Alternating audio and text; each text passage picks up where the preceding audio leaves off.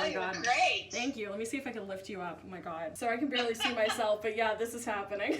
Oh, it looks great. I think you look fabulous. Your makeup looks fabulous, Thank too. you. I cut a bun former in Oh, I half. love it. I love it. I literally cut a bun former in half to like make that Nice. happen. Oh, it's great. How do you feel? I feel good. I'm comfortable. I just Yeah. have to put my shoes on and then go walk the staging. Okay, so we filmed my scene. I got it done in one take, which I'm really proud of, but now I'm like low-key out of breath because it is such a hard sing that like by the end of it I was like and I'm mostly excited to get this hairstyle out, even though it took so much effort to put in. Having this many pins in your head, not comfortable at all. Hello friend, so this is the first time in this whole vlog that I'm actually just sitting down and talking to you because I had to be in show mode before that, and I haven't been in show mode in a year, and it was good. And I gotta take this hair out because as much as I am obsessed with it, especially this crown, which I'm very sad that I have to give back, it's gotta come out because there are so many pins in my head. It's not very comfortable, and in about T-minus 15 minutes, I have to go help my friend Maggie get into her costume. Our wonderful costumer, Carrie, she had like emailed us individually if we were potentially gonna need assistance getting in or out of our costumes because like something had to be laced or something had to be tied or whatever. And she said like, okay, you know, is there somebody that can come and help you that's in like your pod or somebody like you trust, like a family member or like close friend, whatever. So Maggie's helper fell through at the last second. I happened to be before her. I also am vaccinated, so like we'll have masks on, but we've both been social distancing. Again, I'm vaccinated, so I was like, I'll already be here, like you're right after me, like whatever, what is this? But yeah, actually I almost was gonna need a helper for my costume because we weren't sure how it was gonna fit. So if it wasn't gonna fit well, they were gonna like have to lace the sides to make it fit better in the middle, but then it wound up fitting. So actually when I did the first fitting, my mom was there to help me into it, but then I didn't wind up needing help. So that was that, and that was easier because if I had needed help, my mom would literally be like taking her work Zoom calls from this dressing room. But anyway, so let's just, you know, have a chat while I take my hair out of this interesting configuration. Today was actually the first time that I have sung on a stage in a year. Oh, that pin is not wanting to come out. No. I have been in the concert hall since last year. Ow. Ooh, that's stuck in there. I've been in the concert hall for like one or two recordings since we, not me singing, me filming somebody. Oh, so I have been back in there since everything got shut down, but I have not sung on that stage or any stage in past year or so. All of our costume pieces have these little tags with their name on them, so I'm gonna put this back on. And obviously it goes without saying, like, it felt very good to sing on a stage after not being able to for a very long time. I was actually a little bit nervous because I was like, oh my god, am I gonna remember like how to perform on an actual stage with staging and all of this? And like bearing in mind that the scene that I did today, I've never actually rehearsed on a stage. I've only ever rehearsed it in my house or in a practice room, so in really small spaces, which actually wound up being kind of a good thing because what the space we had to play in was pretty small. They basically spiked the stage where it's like, okay, you can play in this little box, which had I been rehearsing in one of the big rehearsal rooms we have here, that would have been pretty restrictive.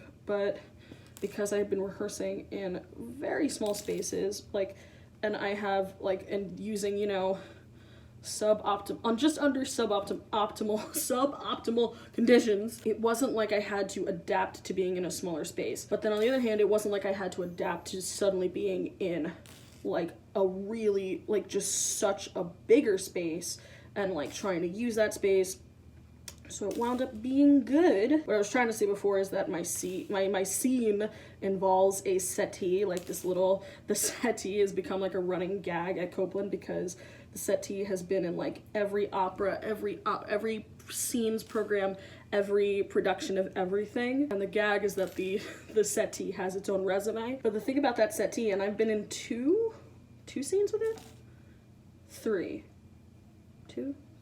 Two scenes in one opera. It was in Fledermaus. But anyway, the thing is, the settee is like a little low to the ground and you really can't fall onto it or else you're gonna break it. So obviously I haven't been rehearsing with this thing, but at the end of my scene, I have to like fall onto it laughing. And I had kind of thought through how I was gonna do that safely, And I had like, and when I walked the staging, that was literally the first thing I did. I was like, okay, I can kind of like walk backwards and lean onto it. Oh, get out of there. I can kind of walk backwards and like lean onto it this way. So I can get onto it safely and I'm not gonna like break it. And again, as you probably saw me talking about in the previous clip, we got it in one take, and we were actually running ahead of schedule just because like I wound up getting through security pretty easily. I mean, like normally, so we have to go through security to get on campus at all, not just for this. Like we have to go through security anytime we come to campus now because of the Rona.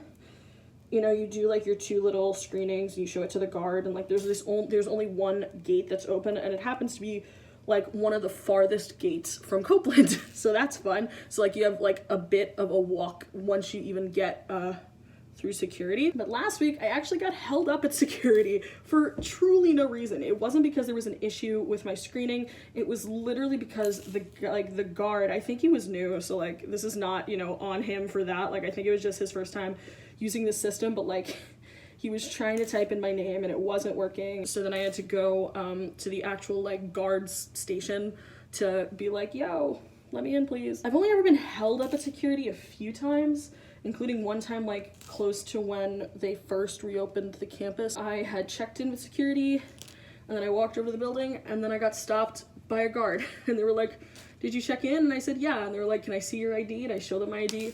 I'm like, oh, can I see this, like, so the 2 things we have to do are Everbridge and ProxyClick, and they're like, can I see your Everbridge? I'm like, yeah. Can you see your ProxyClick? Yeah. And they're like, oh, did they really check you in? And like was giving me a hard time, like called up security, and basically I'm like, I'm showing you that I'm allowed to be here, and they're still just holding me up there. Campus security, am I right? Oh my god, my head already feels so much better from taking, like, even just this front portion is just, you can't see it, but because of all the hairspray, like, she feels crunchy.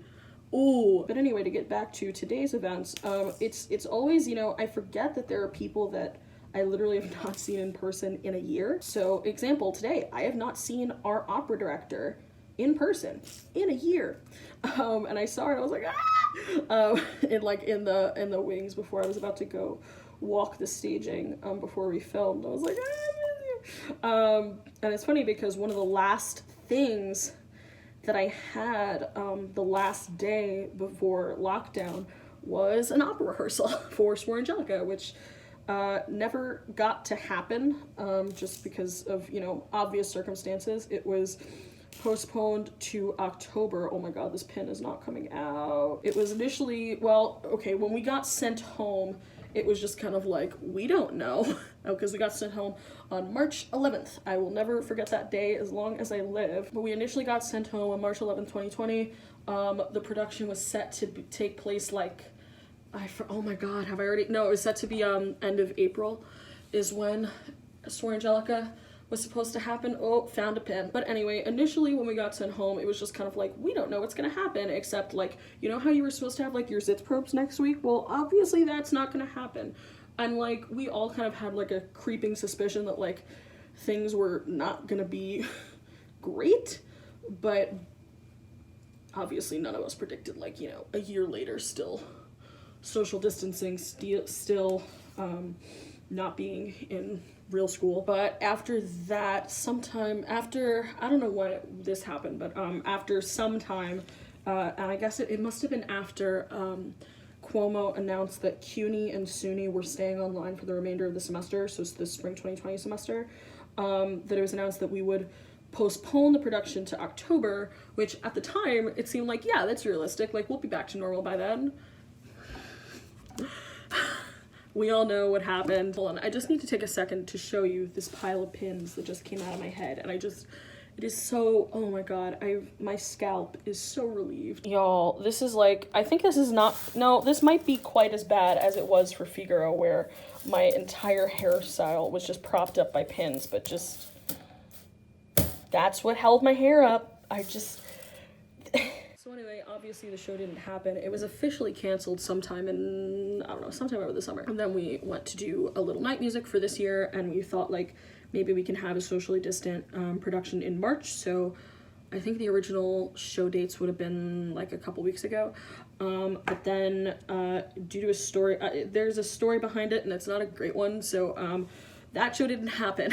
So that's why we're doing opera scenes. We're doing solo scenes. So the only people on stage are like myself, or not myself, but like the person performing, the singer and the pianist. But yeah, I'm sure I'm leaving things out, but you know, good chat. I gotta pack my stuff up just so I'm not leaving a mess behind.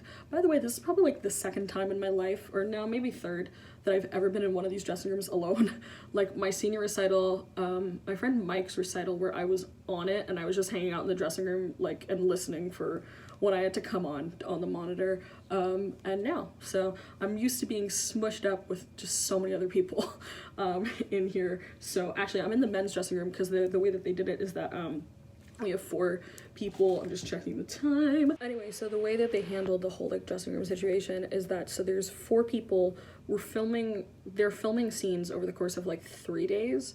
So there's like 4-ish people each day, and each person is a 2-hour time slot. So you get here, like you get dressed, you do your makeup, you do your final check-in with Carrie, you go, you walk your staging, and then you film your scene. So I wound up getting into the dressing room early because I got through security early, thus I was ready early. I only really needed to run my scene once on the stage.